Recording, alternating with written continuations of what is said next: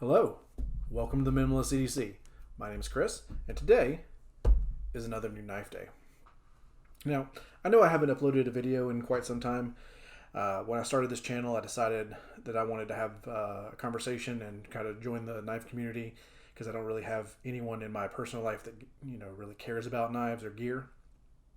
And then it started to feel like a second job where I was putting together content or editing content over doing personal stuff. I'm like, no, I don't need a second job. So I took a bit of a break, and now I'm gonna upload when I want to. I'm not gonna push myself to try to turn this into a career or anything. So, but here we are. I got a new knife, and I wanted to share it with everybody. So this right here is the TW Price Dawn. And if you've watched any of my other videos, you're like, oh, you already did that. Well, that was version 1. This is version 2.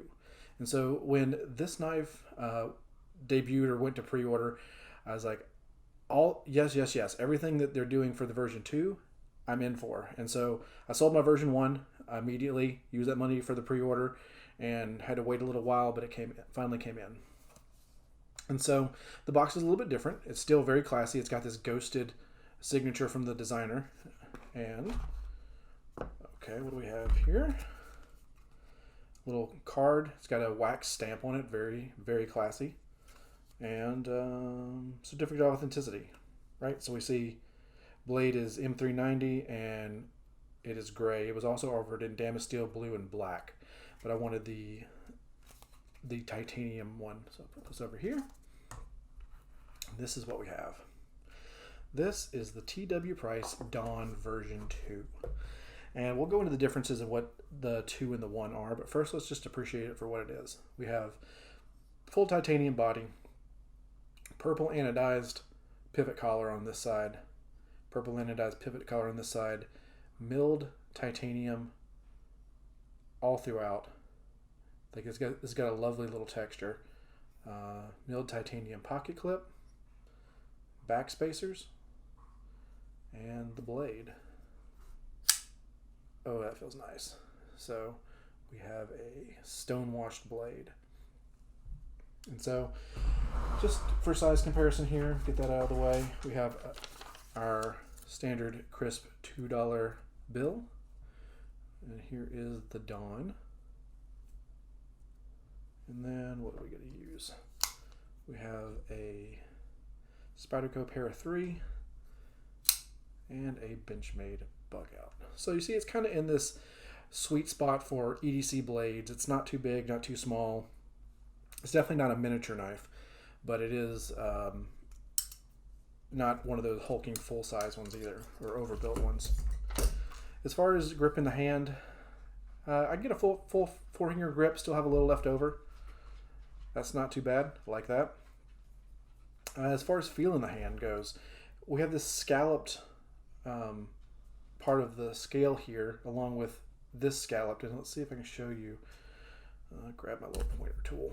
So this is not only scalloped out, but it's also bezeled, where it's smooth right here, and the transition from the part of the scale that has these lines milled into it to where it actually interfaces with the crease of your hand is got a bevel on it that makes it actually pretty comfortable to hold. So yeah, like that, my index finger goes right here and the rest of my hand fits perfectly. Like this was well designed for the human hand. Like it is very, very ergonomic.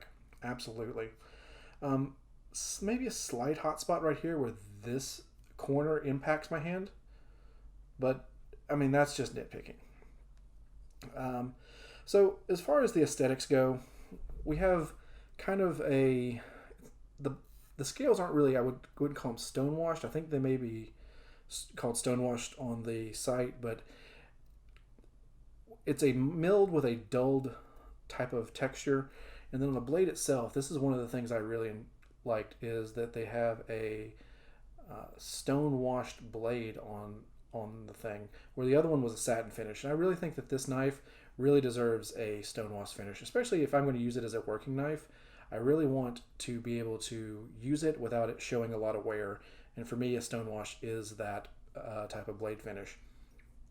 And Another nice little aesthetic thing right here, the TW Price logo is right here in the kind of the pseudo fuller, this hollowed out part on the blade, and it's very minimal. Like, you don't have a whole lot of blade graffiti, which I am a huge fan of. Let the blade and the design speak for you. Don't have to put your name and signature and the steel and just blade graffiti. Hate that. So this is very clean. And so as far as opening mechanisms go, we have the main opening mechanism, which is right here. This is going to be a front flipper. And as far as that goes, yeah, like you can do the finger flick, the thumb flick, I'm not really good at the over the top. There we go. Yeah, even the over the top. But we also have this little, like I said, pseudo fuller. It's not fully through the blade, but if I get my finger in there, almost. Let's try that again. Yeah, okay. May just take a little practice to find the right part on the blade to get it out. So going right here in there, getting not a fingernail, but the meat of my finger, flick it out. And then on the front one, I'm never good at these, but okay, not too bad. If I get the meat of my thumb in there and just give it a flick, yeah, we can do that as well. And I noticed that we're getting a little bit of bounce on the close, which, let's see. Yeah. So this is not terribly uncommon with front flippers.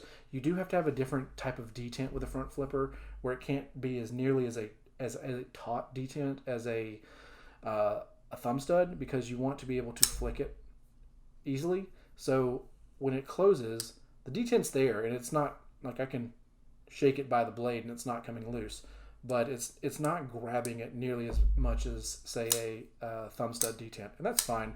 You just have to notice it, because if you're flicking it closed, like just like that, the blade's gonna bounce back on you and stay in the open position. So just got it when you're closing it, just make sure it's closed. That's really the only point there. But as far as the differences between the two, the biggest difference is the other version, the version 1, was a frame lock, where this is a liner lock. So the beautiful aesthetics of this, where you have the gorgeous milling pattern, let's call it stonewash, fine. The stonewash finish on the handle, it's uninterrupted by having the cutout in the scale. It's uniform on both sides. It just looks good. There are some other small differences with it. Like I said, the stonewash blade versus the other one had a satin blade, and I think there's a little bit of difference on the jimping, if I remember correctly. I have to go back and look, but it's all on his website if you wanted to go check it out. But this is phenomenal. I'm really digging this so far. Like I said, this isn't a review. It's kind of a unboxing, first impressions. I think that this thing definitely needs some pocket time. If I like it enough, he does sell an upgrade kit where you can get a Damascus pocket clip and pivots collars, so you can kind of dress it up and make it look fancy. It does come in other colors too, but this is phenomenal. If you're looking to drop about $300 on a knife, it's hard to go wrong with one of these, and they are in short supply, right? Like he did a pre-order. If you didn't get on the pre-order, like, you're gonna have to go to the secondary. But I'd say, if you can, follow his social media, TW Price on Instagram.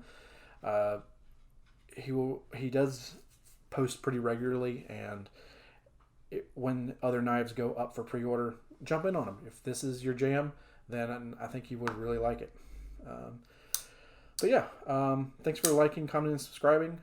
I will post more content as I feel like it, and hopefully we'll have a conversation. And thanks for being part of the community. Y'all have a great day.